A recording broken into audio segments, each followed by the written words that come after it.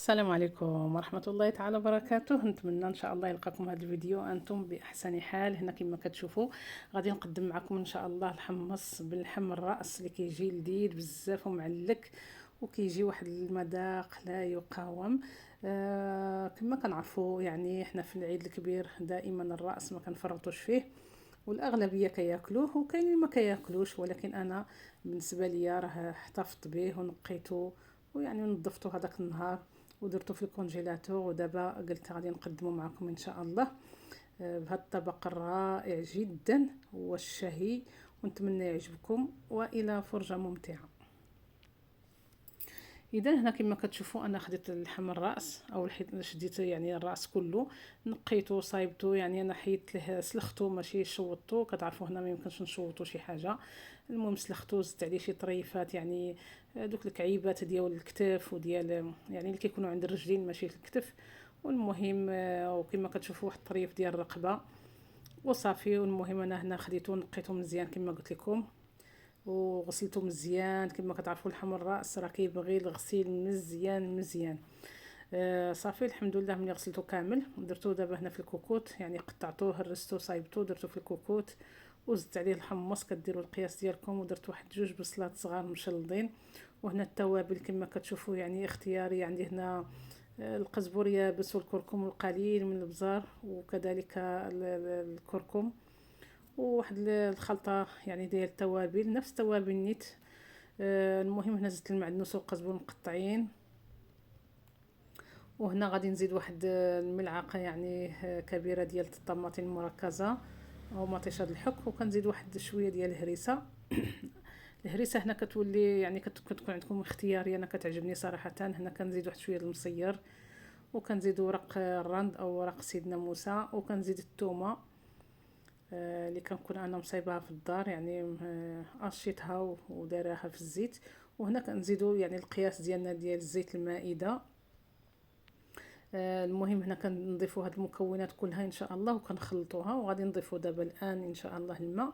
المهم هنا الماء كيبقى على حسب الكميه ديال الحمص، يعني تشوفوا نتوما الكميه اللي عندكم. انا درت جوج كاسرونات صغار ديال الماء واخا في الكوكوت هانتوما كما كتشوفوا، لان درت الراس كله زدت عليه غير شي طريفات يعني المهم شي حاجه قليله اللي زدت عليه صافي فقط، ودرت هذيك الزلافه ديال الحمص صافي. هنا أنا من بعد ما خلطت كلشي يعني هاد الوجبه اللي كتكون كلشي كديروه يعني في الكوكوت وكطيبوه بخطره. انا صافي دابا انا سديت الكوكوت ودرتو كيطيب. وهنا كناخذ شويه ديال الزبيب كيبقى اختياري، ولكن ثقوا بيا الا كيجي كيعطي واحد اللذه زوينه صراحه. انا هنا غسلته مزيان الزبيب هذا اللي كتشوفوه تيكون كحل هكا، غسلته مزيان. وكناخذوا واحد المنديل اللي المهم منديل اللي كيكون صحي واللي كنقدروا نستعملوه يعني في الطنجره. المهم انا هنا فرقته على زوج وخليته شويه مرخي باش ما يعني تنفخ لينا الزبيب وما يعني ما يتنفخ، باش الا تنفخ يلقى فين يتنفخ، يلقى المكان يعني ما تزيروش عليه بزاف. صافي هنا من بعد ما طابت لينا الكوكوت ديالنا وطاب الحمص وطاب الراس كلشي طاب ما شاء الله، كنجيبوا يعني واحد الاناء اللي غادي نقدموا فيه. وهنا كما كتشوفوا دوك الكموسات ديال الزبيب انا حيدتهم.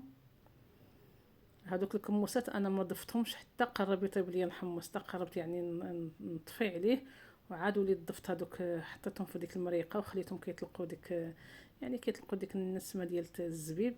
وصافي هنا كما كتشوفوا اللحم الراس راه طاب ولفتي ما شاء الله. كاين اللي كيبخروا، كاين اللي يعني يديروا في الكسكاس، كل واحد كيفاش كيطيبوا. انا المهم طيبته هاد الخطره مع الحمص صراحه كيجي لذيذ بزاف بزاف وكيجي معلك، وديك المريخه كتجي خاتره بديك الجيلاتين تاع الراس وديال الحمص.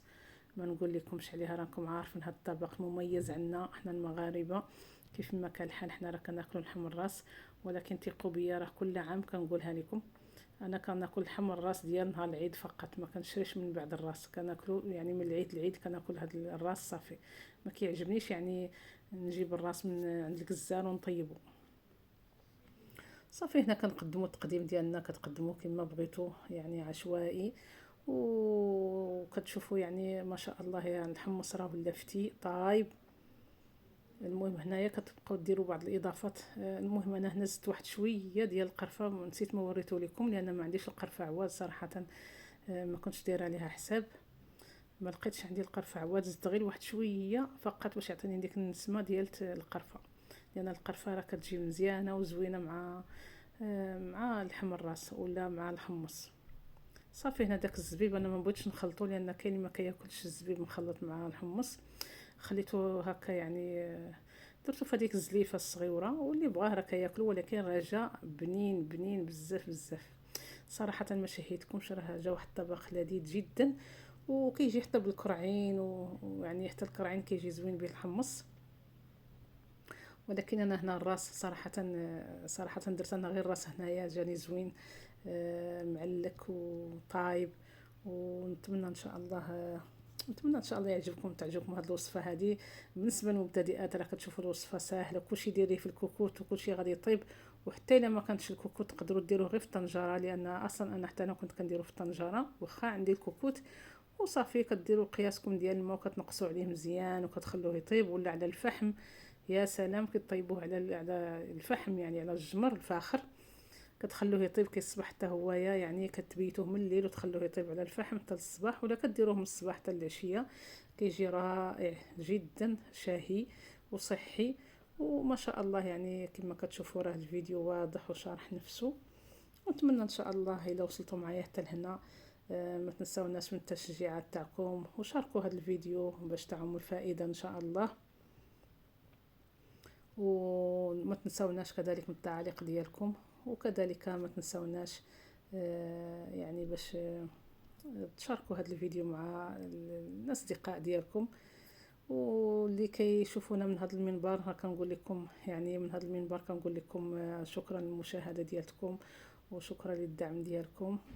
ونتمنى ان شاء الله نكون عند حسن الظن ديالكم، وان شاء الله يكون نتلاقاو في شي فيديو اخر ان شاء الله جديد. انا الصراحه ما شاركتش معكم شي حاجه كثيره في هذا العيد، ولكن فقط هذا الراس هذا فقط هذا اللي شاركت معكم، لان في الفيديوهات نتاعي السابقه او في العيد اللي فات كنت شاركت معكم شحال من حاجه. ونتمنى ان شاء الله نكون عند حسن الظن ديالكم. وأتمنى لكم ما تبقى من الفيديو فرجة ممتعة، وإلى اللقاء. دمتم في رعاية الله وحفظه، والسلام عليكم ورحمة الله تعالى وبركاته.